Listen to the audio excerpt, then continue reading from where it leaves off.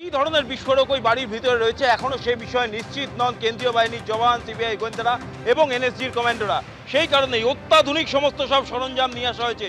দেখতেই পাচ্ছ ছবিটা, দীপ্তেন্দুকে একটু দেখাতে বলবো। রোবট নিয়ে আসা হয়েছে, রিমোট চালিত এই রোবট, এবং সেই রিমোট দিয়েই দূর থেকে এই রোবটকে ওই বাড়ির ভিতরে প্রবেশ করানো হবে, যেইখান থেকে কিন্তু সন্দেহজনক সমস্ত জিনিস পাওয়া গিয়েছে। যেমনটা প্রকাশ কিছুক্ষণ আগে জানাচ্ছিল, এটি বড় বাক্স পাওয়া গিয়েছে, সেই বাক্সের ভিতর বিস্ফোরক থাকতে পারে এমনটাই আশঙ্কা করছেন সিবিআই গোয়েন্দারা এবং এনএসজির জওয়ানরা। সেই কারণেই এনএসজির এই বোম ডিসপোজাল স্কোয়াডকে ডাকা হয়েছে এবং তারা সমস্ত অত্যাধুনিক সরঞ্জাম নিয়ে এখানে উপস্থিত হয়েছেন। দীপ্তেন্দুকে আরেকটি ছবিটা দেখাতে বলবো, যে স্বয়ংক্রিয় সেই রোবট তারা নিয়ে এসছেন। এই রোবটকেই রিমোটের মাধ্যমে সেই বাড়ির ভিতরে প্রবেশ করানো হবে এবং সেই বাড়ির ভিতর গিয়ে বিভিন্ন ধরনের টেকনোলজি ব্যবহার আছে এই রিমোটের মধ্যে, যেমন মেটাল ডিটেক্টর সহ অন্যান্য সমস্ত সরঞ্জাম এর মধ্যে ইন্টিগ্রেট করা আছে। দেখতেই পাচ্ছ সেই রোবটের প্রস্তুতি এই মুহূর্তে চলছে। এই রোবটকেই রিমোটের মাধ্যমে ওই বাড়িতে প্রবেশ করানো হবে এবং সেইখানে নিয়ে গিয়ে কোথায় বিস্ফোরক রয়েছে, কী ধরনের বিস্ফোরক রয়েছে সেইটা আগে চিহ্নিত করা হবে। অর্থাৎ যে বাক্সটির কথা প্রকাশ বলছিল যে উদ্ধার হয়েছে, সেই বাক্স ছাড়া আরও কোথাও বিস্ফোরক রয়েছে কিনা এবং ওই বাক্সের ভিতর কী ধরনের বিস্ফোরক রয়েছে তা জানতেই কিন্তু এই রোবটকে ওখানে নিয়ে যাওয়া হচ্ছে। হাই ডেফিনেশন ক্যামেরা রয়েছে, আলট্রাসনিক ফ্রিকোয়েন্সির ব্যবহার হয় এই রোবটে, তাছাড়াও অন্যান্য অত্যাধুনিক প্রযুক্তি এর মধ্যে রয়েছে। সেই রোবটকেই এনএসজি কমান্ডোরা ওই বাড়ির ভিতরে এই মুহূর্তে প্রবেশ করাবেন। এনএসজির যে বোম ডিসপোজাল স্কোয়াড তারা এখানে এসছে, তুমি দেখতেই পাচ্ছ ইতিমধ্যেই তাদের এই সেটআপ এখানে তৈরি করা হয়েছে। ওয়্যারলেস সিস্টেম রিমোটের মাধ্যমে এই যে রোবট, সেই রোবটকে ওই বাড়ির ভিতরে নিয়ে যাওয়া হবে। তারপর নির্দিষ্টভাবে যেখানে যেখানে বিস্ফোরক রয়েছে, কোথায় কোথায় বিস্ফোরক রয়েছে, কোথায় কোথায় আগ্নেয়াস্ত্র রয়েছে, সেইগুলো কিন্তু চিহ্নিত করবে এই রোবটই।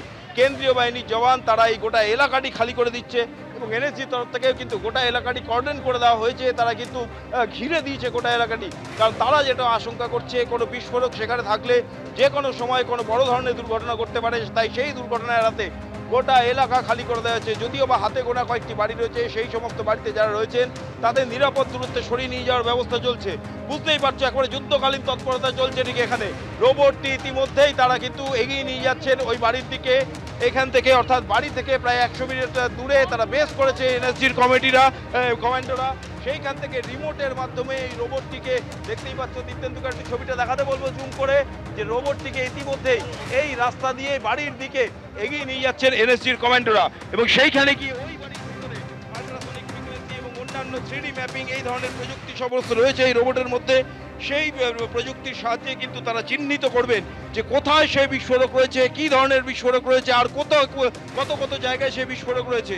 এবং সব থেকে বড় প্রশ্ন হচ্ছে, বিস্ফোরক শুধু চিহ্নিত করাই নয়, সেই বিস্ফোরককে সেখান থেকে নিরাপদে তারা কিভাবে বের করে নিয়ে আসতে পারেন, এটাই এখন সব থেকে বড় চ্যালেঞ্জ এনএসজির কমান্ডোদের কাছে।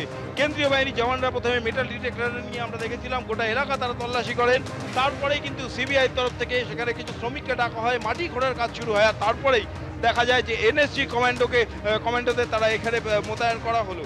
এনএসজি কমান্ডোরা এসেই তাদের এই গোটা সেটআপটি এখানে তারা কিন্তু তৈরি করে নিয়েছে। ইতিমধ্যেই রোবটটি রওনা দিয়ে দিচ্ছে সেই বাড়ির পথে।